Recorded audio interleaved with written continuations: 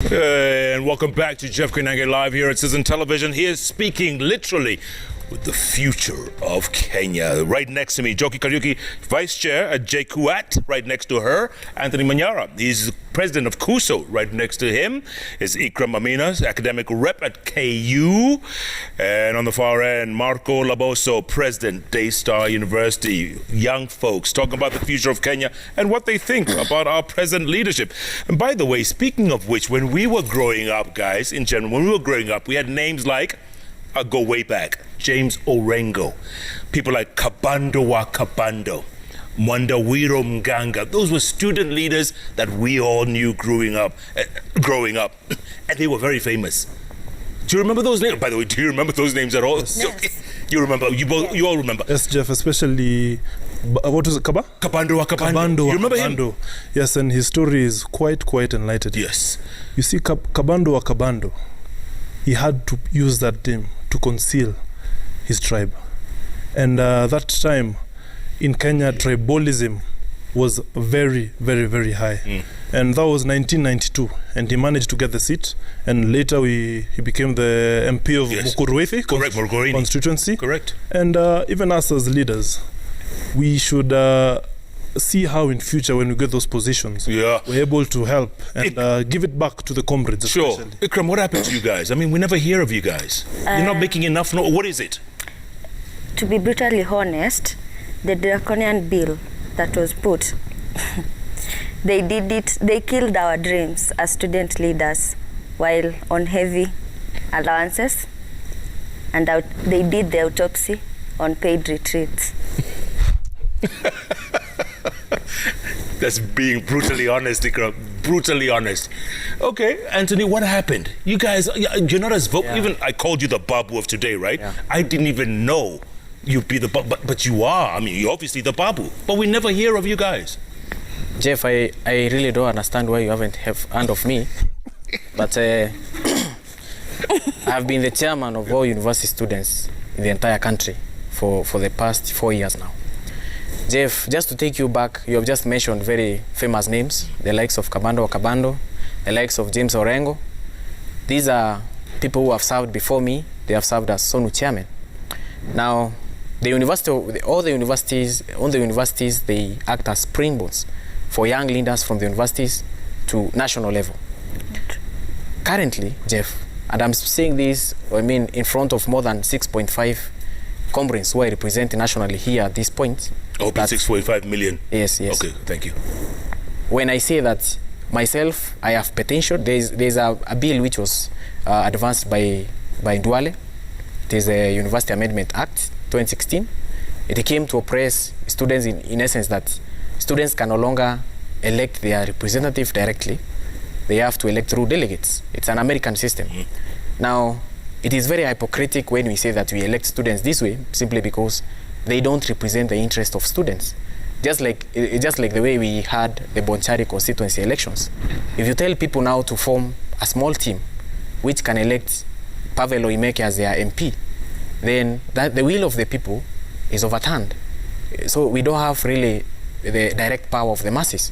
Now, you feel you don't have the power anymore. As we speak, Jeff, I have done 6 petitions in the National Assembly as a chairman to try to overturn that bill, the infamous draconian bill of Duale. And as we speak currently, after Duale was removed as the majority leader, I went ahead and came up with, I have signatures of more than 24 MPs in the National Assembly, sitting MPs, so that we can be able to see whether we can be able to bring back this power that was taken from students. Even as we speak, I just want to confirm to students out there, everyone who is watching me, this is a fight we are still fighting, and we will, towards the end, we will win. Joki, your thoughts about this? I mean, you guys, we never hear of you guys. We've never heard of you guys. Or maybe we have, or maybe a section of the population has. Yeah, to add on onto what he has said, the delegate system, it came, I think, around 2016, 2017, and from there, it's only like, you see the way there are schools inside the main school, like there's the departments. So each of the school, it elects one person who will be the delegate. Now that person is the one who will vote for you. So you can find, like in JKUAT, there are around 214 spread across all the campuses. So those 200 people are the ones supposed to vote for us, not the majority of the people. So now it's them that we talk to. Not as much as we'd have the popular vote for everyone else. Not everyone will vote for us. Right. Just the specific. And Marco, that's the same bill you were saying that brought together the 2 Daystars, right? Yes, and I think we should be blatant about it. And you see, Jeff, when before Duale brought that bill, what was happening in the universities? We had interference from politicians.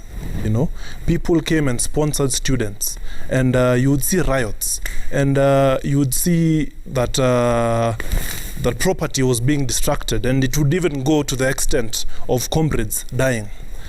Indirect democracy is democracy. Let me give you an example, Jeff.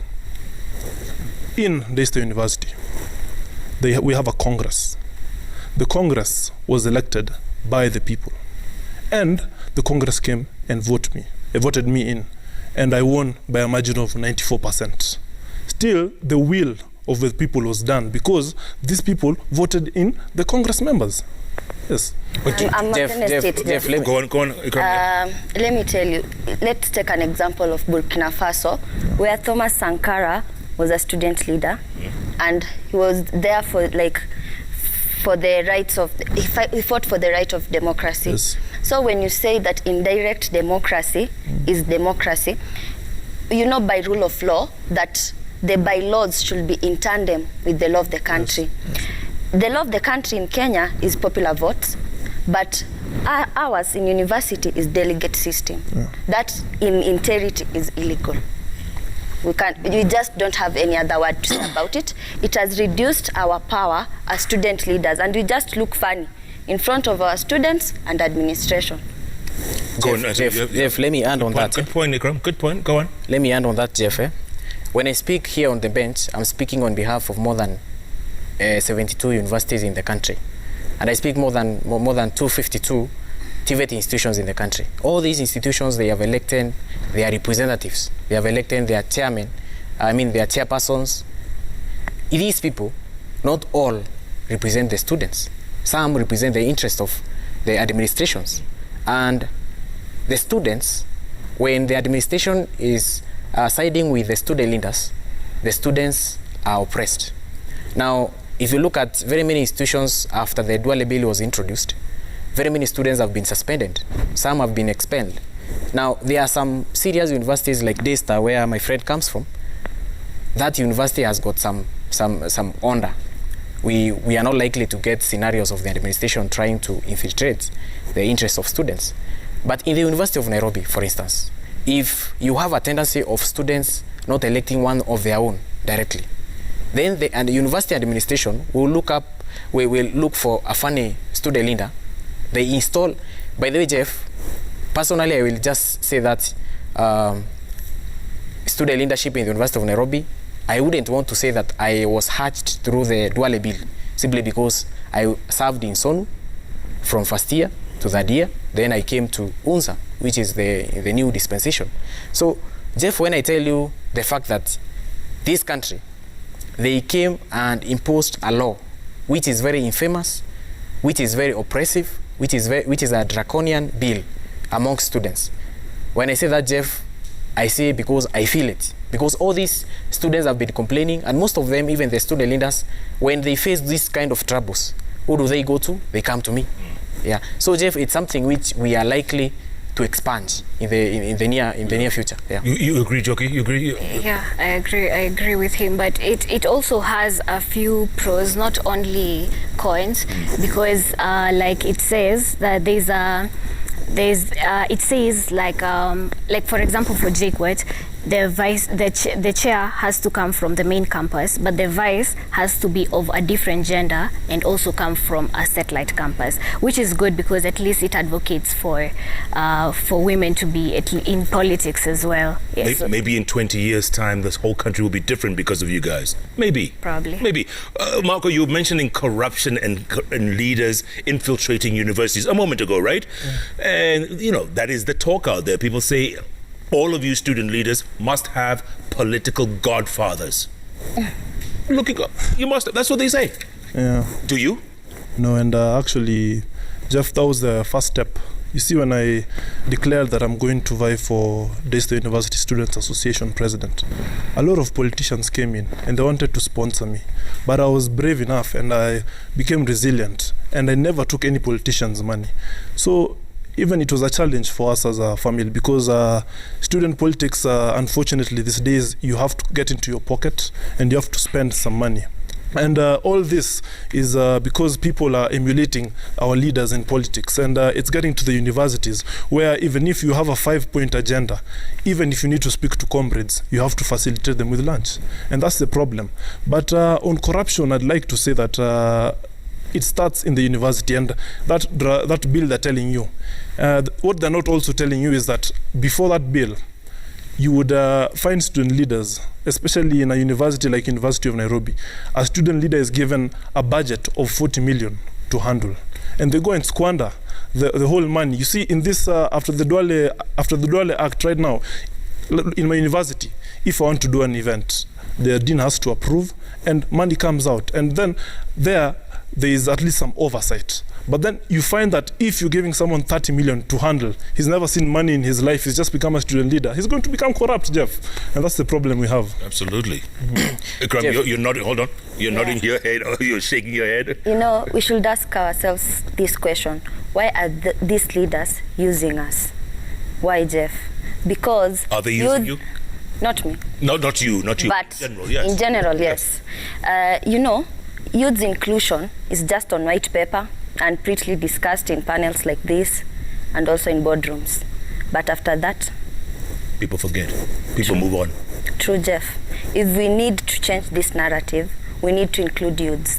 I think of if we're having affirmative actions for women and disabled people and minority, why not include youths? Why should we not have a youth representative in upper and lower house? Yeah, great, valid points. Anthony, do you have any godfather? You seem very connected. Jeff, first of all, let me just reply to my friend Marco Laboso. Yes. He talked about something about SONU, having student leaders being used by politicians.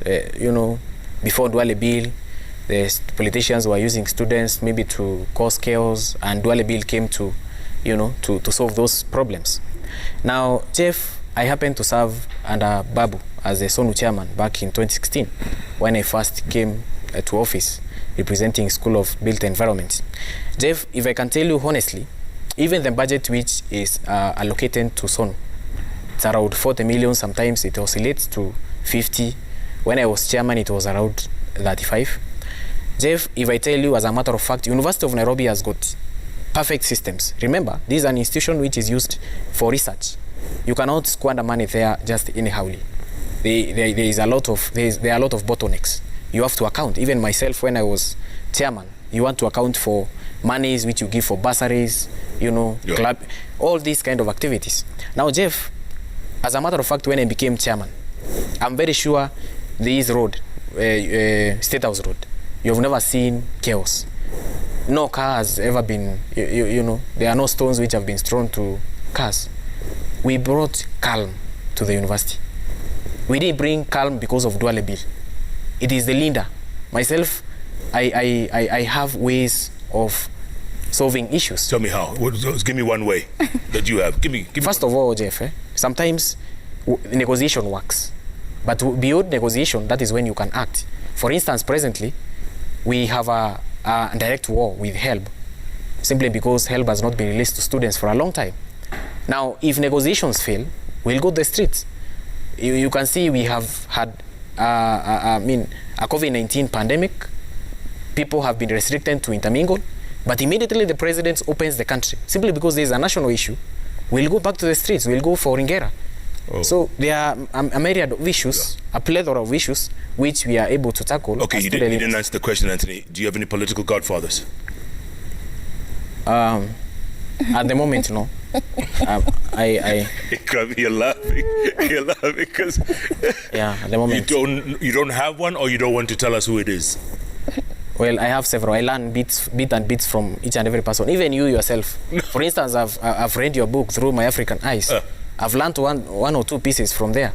Okay. I've seen that you come from nothing. But someone political. Go on, mention a name. Yeah. Mention a name. Sometimes I learn a bit from Francis Atwoli. Other times I learn from Raila. Allah. Yeah. Allah. Jockey. Yeah. You're laughing as well. Any political godfathers on your end? No. You don't need it. Yeah, you're your own people. There you go. Let's take another break. Come back. I know there are a lot of questions coming in thick and fast.